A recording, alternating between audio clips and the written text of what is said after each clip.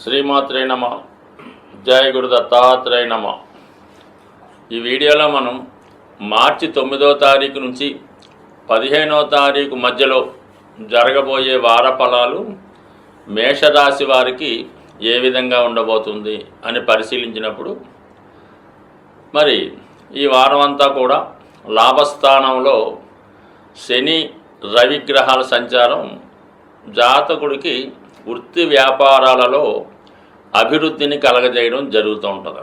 ముఖ్యంగా ఎవరైతే నిరుద్యోగులు నూతన ఉద్యోగ అవకాశాల కోసం ప్రయత్నం చేస్తున్నారో వారికి ఈ సమయంలో మరీ పెద్దసాటి ఉద్యోగం కాదు, కానీ ఒక సాధారణ ఉద్యోగం, అంటే తనకు తాను నిలబడే విధంగా ఒక సాధారణ ఉద్యోగం అయితే ఈ సమయంలో వచ్చే అవకాశం ఉన్నది. అలాగే ఈ ప్రయత్నంలో మీకు మీ పెద్దవారు కానీ రాజకీయ నాయకులు కానీ మీకు సహకరించే అవకాశం ఉంది.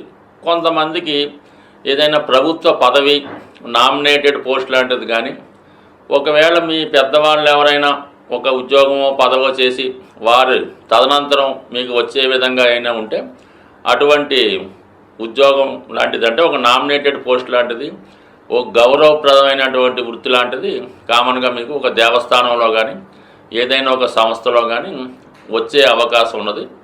ఇక మీకు 12వ స్థానంలో సంచరిస్తున్నటువంటి 3 గ్రహాలు, అందులో ముఖ్యంగా శుక్రుడు ధన సప్తమాధిపతిగా శుక్రుడు వక్రగమనంలో ఉంటూ తృతీయాధిపతి బుధుడితో కలియడం వల్ల ఇది విద్యార్థులకైతే ఉన్నత విద్య కొరకు విదేశం కానీ దూర ప్రాంతంలో కానీ సీటు దొరికే అవకాశం ఉన్నది.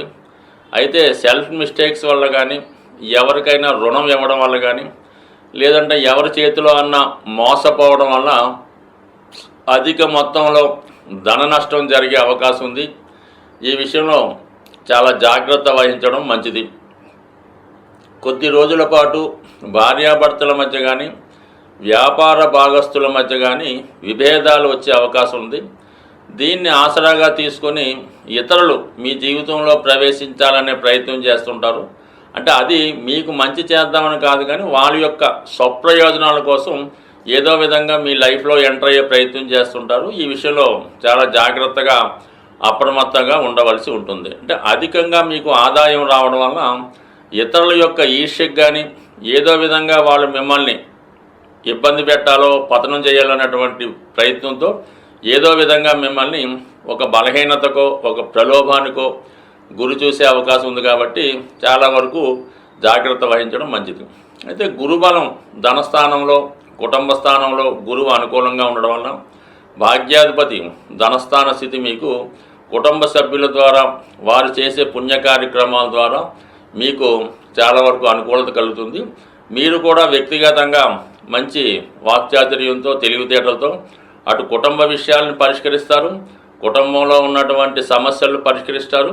కుటుంబంలో ఏదో ఒక శుభకార్యం కానీ వివాహ వేడుక లేదంటే ఏదైనా పుణ్య కార్యక్రమం లాంటిది చేసే అవకాశం ఉంది. మరి కొద్దిమంది అయితే మొత్తం సతీసమేతంగా భార్య పిల్లలతో కలిసి ఏదైనా పుణ్యక్షేత్రానికి లేదా ఒక విహారయాత్ర కన్నా ఈ సమయంలో వెళ్ళే అవకాశం ఉంది. అలాగే చాలా కాలంగా మీకు దూరంగా ఉన్నటువంటి ఒక బంధువు ఈ సమయంలో మీ కుటుంబంలో కలుసుకొని మీ శ్రేయస్సు తెలుసుకొని అతను కూడా మీకు ఆర్థిక పరంగా కానీ కుటుంబ విషయాల్లో కానీ చాలా వరకు సహకరించే అవకాశం ఉంది. ఇక ఏదన్నా 3వ స్థానంలో కుజుడు బలంగా ఉండడం వలన ఎవరి ప్రమేయం లేకుండా ఎవరి సహకారం లేకుండా మీకు మీరే నిర్ణయాలు తీసుకొని ఆ ప్రయత్నం చేసే అవకాశం ఉంటుంది. ఎక్కువగా ఇది క్రీడా రంగంలో కానీ ఏదైనా డిపార్ట్మెంట్లో చేరే ప్రయత్నం చేస్తున్న వారికి చాలా మంచి అవకాశాలు రావడం కూడా జరుగుతుంటుంది. బట్ ఏదైనా ఈ మేషరాశి వారికి అన్ని గ్రహాలు ఇంచుమించుగా